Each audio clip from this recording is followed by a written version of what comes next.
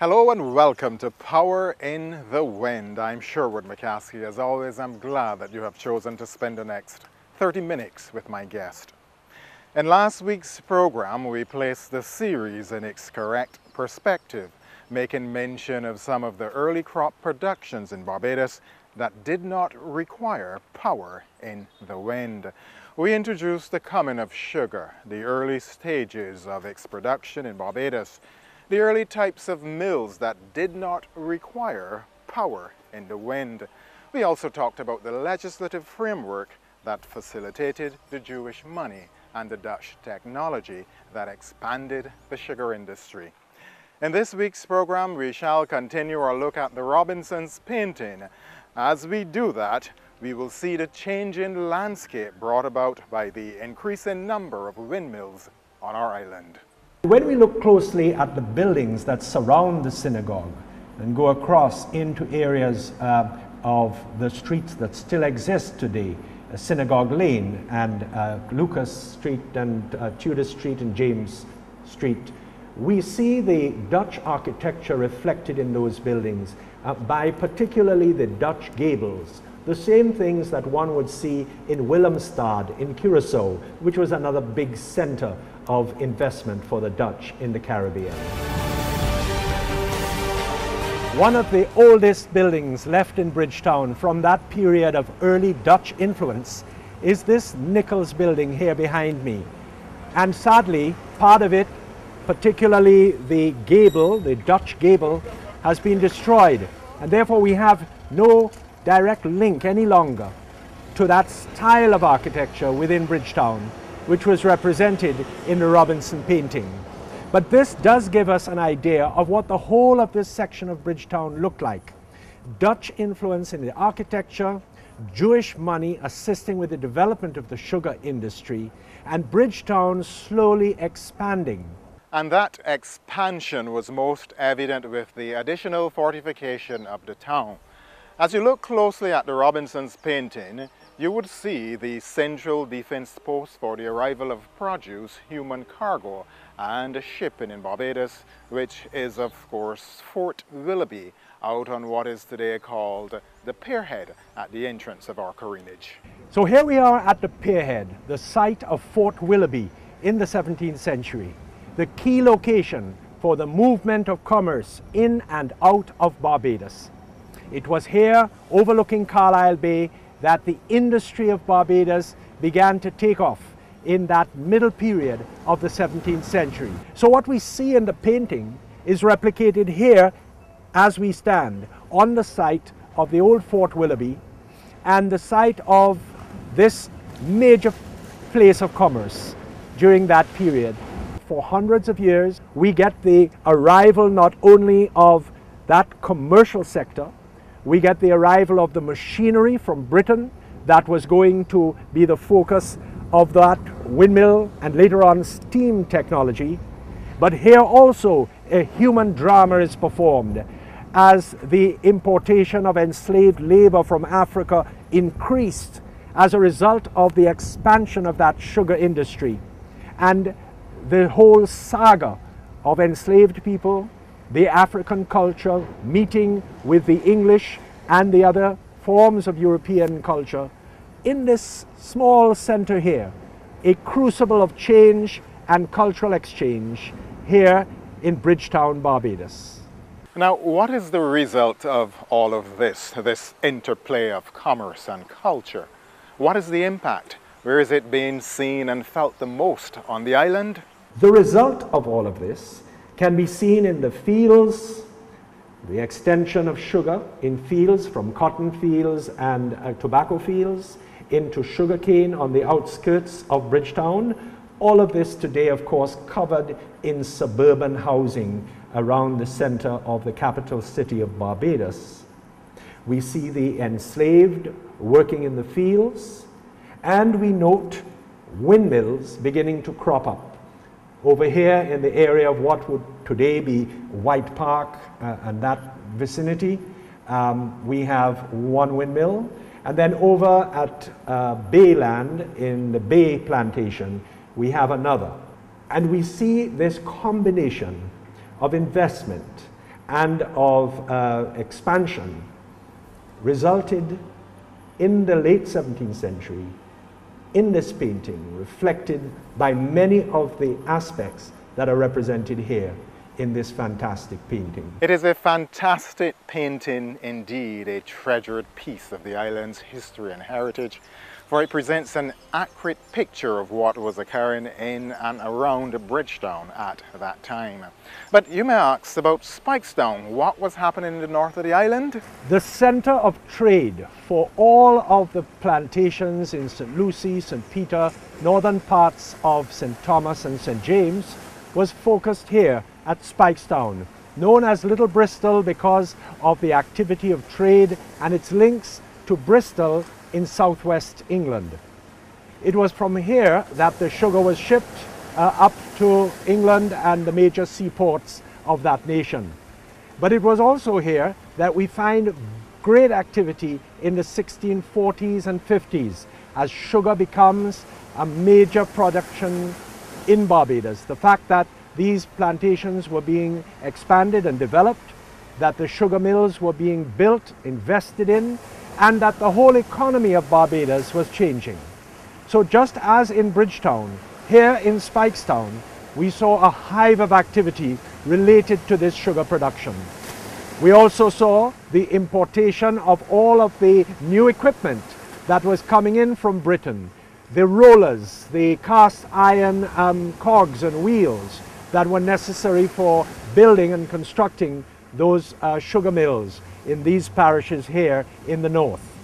So Spikestown became a hive of activity, whereas it had been a quiet town shipping out cotton, indentured labor, African slaves coming in for the small settlements that were growing cotton and other products such as tobacco and a bit of ginger, some spices. Sugar changed all of that completely and changed Spikestown as well. The changes are being seen all across the island. Let us now take a look at the evolution of the Dutch technology. We do so by considering the earliest forms of windmills, wooden in nature, and how builders came up with a plan for the correct siting of these windmills to maximize the power in the wind. When the Dutch first introduced the early windmills, most of them were made of wood, and they were adapting it from the cattle mills to the windmills. Now in Holland and in Europe generally, the wind could come from any angle, and therefore they would have mills that could actually go 360 degrees depending on where the wind was coming from. They soon realized that here in Barbados you had a constant trade wind coming from the east, east-northeast, maybe sometimes a little to the south, and essentially you only had to turn at most less than 180 degrees, and this could be done up at the top of the mill wall. And they realized that for this reason, because of the winds coming from the east like this, they would not be using this part of the mill. And therefore you will find in all of the mills around Barbados that the eastern side of the mill is completely enclosed. This is where the wind and the rain was coming from. And so that on the sheltered side of the mill was where the works was actually taking place. So even if there was a squall of rain coming in here, work could still proceed in this sheltered area to the western side of the mill. In areas along the St. James coast and some of these areas along the west, you were essentially getting winds more from the southeast. And therefore they would adapt the way in which they constructed these to match the areas where the wind was coming from. And so that's why we have, when we look at old mill walls, what we see is one side of it completely covered and enclosed, and the other side to the lee, away from the wind, was where the actual exits and entries were to be able to facilitate their access to the equipment for crushing the cane. Now, after making use of power in the wind for over 200 years to grind the canes and produce sugar and rum, The technology was improved during the Industrial Revolution in England, and wind gave way to a new form of powering the mill. A great change came over Barbados, and this was immediately after emancipation, after 1834, the initial years of emancipation, but particularly after full emancipation, what was called full free, that is 1838. We see the beginning of the introduction of the steam-powered sugar crushing mill. And it begins here at Newcastle in St. John. And there's a reason for this, because in the St. John area, you find that at that time there were streams coming out from below the cliffs, and these were necessary to actually power the steam. Because steam engines required two major things. One was water, supply of water for boiling, and then also fuel in the manner of trees, timber. It wasn't a mere matter of just using bagasse anymore. You needed some more substantial fuel to actually build up a good steam, which would then power the rollers to crush the cane. So here at Newcastle, we see the old windmill wall converted here into a dwelling house in the 20th century. But it was on this spot that the Haynes family established the first steam-powered mill in Barbados. Now, coming down the hillside were streams to continually provide the mill with water, and in this part of Barbados, along the cliffs and down along the seashore, there was quite a quantity of timber. Later, they would have to get timber from the Down Islands, from the areas such as St. Lucia, Dominica, St. Vincent, to import timber to power the mills as more and more mills developed at the end of the 19th century. By the early 20th century, there were about 110 steam mills in Barbados. But it is an interesting link here with the so-called emancipation of the enslaved and the first steam mill in Newcastle, St. John. As we know, new technology requires more money. Where did this new money come from? Dr. Honeychurch explains. And the way they got it was to use the compensation money which was given to them as a result of the end of the slavery after emancipation. One of the big demands was that the plantation owners get compensation for their so-called property. This was one of their demands. And what we find is that that compensation money was then reinvested into the sugar industry. And here is a clear case at Newcastle with the Haynes family, particularly Robert Haynes Jr., and the money that he was able to get from the compensation for the enslaved persons on his plantation, and the way in which he reinvested it into steam. It all begins here. But first, let us go and carry out an investigation into this event. A crestfallen period in the life of Barbados. The documented records are preserved and they present the evidence of this transaction between the abolitionists and the slave owners. These records give an account of the money that was obtained from the compensation for human lives and labor that were seen as the property of the slave owners. To find out where this money comes from for this reinvestment into the sugar industry of Barbados immediately after emancipation, we have to go to the library at Cave Hill at the University of the West Indies.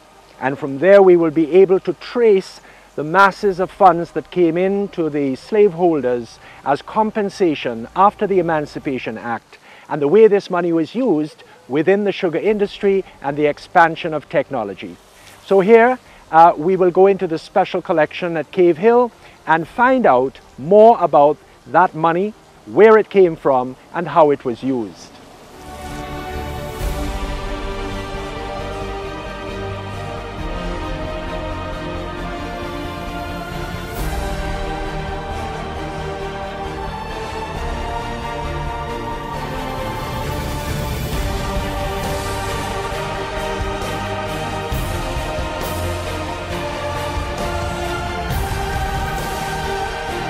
Hi, good morning, Mr. Best. Thank you very much for arranging this and for setting aside the compensation book in relation to the slavery compensation figures. Thanks a lot. Okay. And I will just go through the pages and we will be able to find the particular plantation that we're looking for. Thanks a lot. Fine.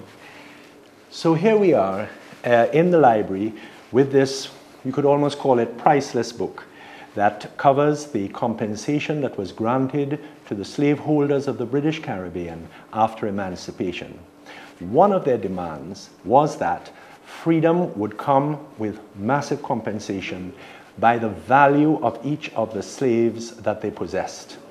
And so all of the colonies are covered here, and we will look in for Barbados.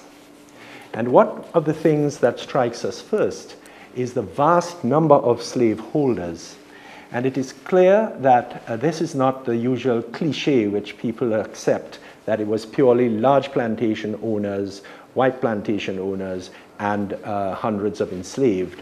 Because the figures here that are granted compensation show people with 1 or 2 slaves, 3, 4, 10, 15, and then among them you get the large plantations with over 100, over 200 of the enslaved. And the figures start at slaveholder number 1, but it shows the extent of the slaveholding in Barbados when we go through the lists, and we see that there were some 5,349 slaveholders in Barbados. And if you compare this to the previous colony on the list, which is Trinidad, you're only getting 2,068 slaveholders in Trinidad, where in Barbados, what you're getting is 5,349. But one of the things that we must recognize in all of these names is they're made up of a wide variety of people. There are free people of color, black hucksters, for instance, who may own 1 or 2 slaves to carry their wares and to farm, small farmers in places like St. Joseph, St. John, St. Andrew, who maybe only have 3, 4, 5 slaves. And then, of course, you have the women in Bridgetown and Spikestown who are carrying on guest houses and taverns, and they have a few slaves. And we also find skilled slaves who are working for people who are building ships, like schooners along the coast, and down near the pierhead in Bridgetown. We have the Grants, who were shipbuilders and who employed skilled slaves and who got compensation for that. But today what we're looking for are the Hayneses of St. John, because we know that they took their compensation money and reinvested it into the new revolutionary equipment of steam-powered mills. That first steam mill at Newcastle in St. John. So as we look through these figures, we come across Robert Haynes Jr., in fact, and everybody has a number. And so essentially what we are looking for, first of all, is 3216. 3216, Robert Haynes. There he is with 230 slaves, and the compensation that he gets is £4,775, 4 shillings and 4 pence. But further down, in one of the other St. John plantations, we get in under 3158, we get Robert Haynes again, and in this case he has 113 enslaved people, and for that he receives £2,415, 15 shillings and 5 pence compensation. So when you add all of that money together from just these 2 plantations, and we're not counting some of the smaller ones that he is recorded in, we're getting £7,190, 19 shillings and 9 pence. And so you can see the amount of money, and if you value that in today's currency, you're getting into the hundreds of thousands of pounds. And translate that into Barbadian currency of today, and you may well get into to the odd £1 million as well. Now, some of this money, when we look through here, we see, for instance, the Lords of Harwood and others who are absentee landholders, the Draxes, etc. That money usually went up back to Britain and was reinvested in British business and industry. And what we have found in other research is that a lot of this money was then reinvested into two things. One was to pay off debts, and the other was to reinvest in new equipment to further expand their sugar production. So in a way, on the backs of the enslaved, the compensation money that came to the slave owners was then used to reinvest and repropel the sugar industry, so that by the end of the century we have something like 111 steam mills operating throughout Barbados, and then we have the improved equipment for the windmills themselves, moving from upright rollers to rollers that are horizontal, that are much more efficient in the crushing of sugar. And so here, in this amazing collection of information, the detailed business of empire, Jamaica, Trinidad, the Leeward Islands, and the Windward Islands, we get an understanding of this great transformation. You could call this great unfair robbery of the efforts of human work and human agency and involvement in slavery in that transitory period from slavery to freedom. We have all heard about the emancipation our forefathers supposedly freed, yet still enslaved in the apprenticeship, more bondage. Dr. Honeychurch goes into more detail about this so-termed emancipation of the enslaved and the fact that they got absolutely nothing, while their masters were literally compensated per head for their enslaved, and could use this money to further enlarge their territories.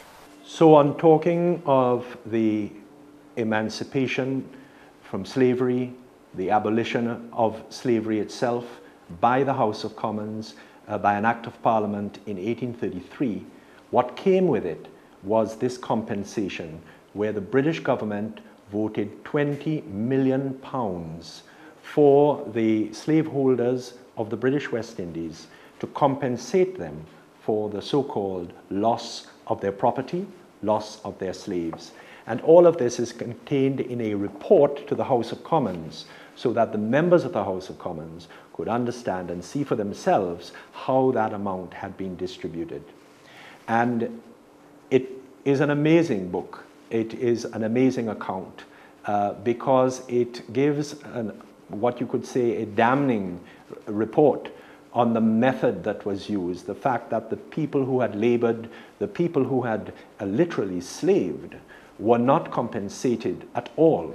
And so that on the morning, even of the 1st of August 1838, when full emancipation was granted, they opened their windows and doors of their huts with absolutely nothing. No land, no money, no house. Here is where the money went. And it really was for another 100 years until the 1930s, when, thanks to revolt, uprising, and political awareness, that a concerted demand was made for a better life and the opportunities to lead them into self-government. A new Barbados came into being. And so it is stunning to go through these figures, not only of Barbados, but Jamaica, Trinidad, the Leeward and Windward Islands, to understand fully the impact of that period of our history in Barbados and the outcome of it. Establishing, yes, the development of the sugar industry, yes, the foundation of economic strength of Barbados, but also the terrible sociological fallout of what happened at that time.